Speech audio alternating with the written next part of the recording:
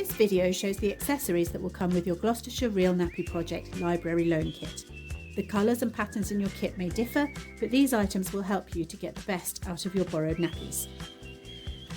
This is a small wet bag. It's made from the same waterproof material as the outside of the nappies and is useful when you're out and about.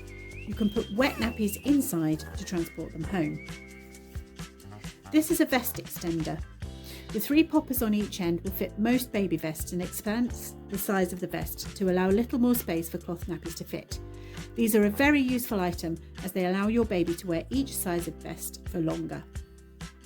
These are washable wipes. They can be used instead of wet wipes or cotton wool and water.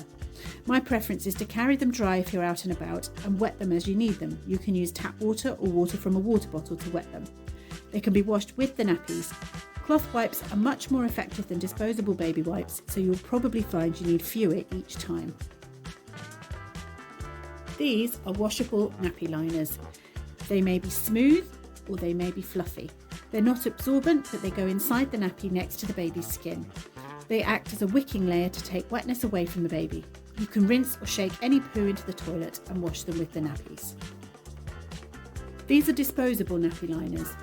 They can be used in place of washable liners and are best used after baby has started on solid food.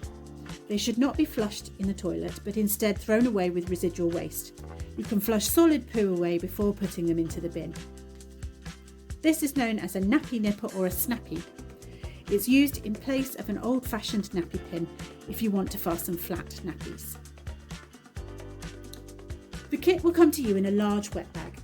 This has 2 pockets, fastens with a zip and is made from the same waterproof fabric as the nappies.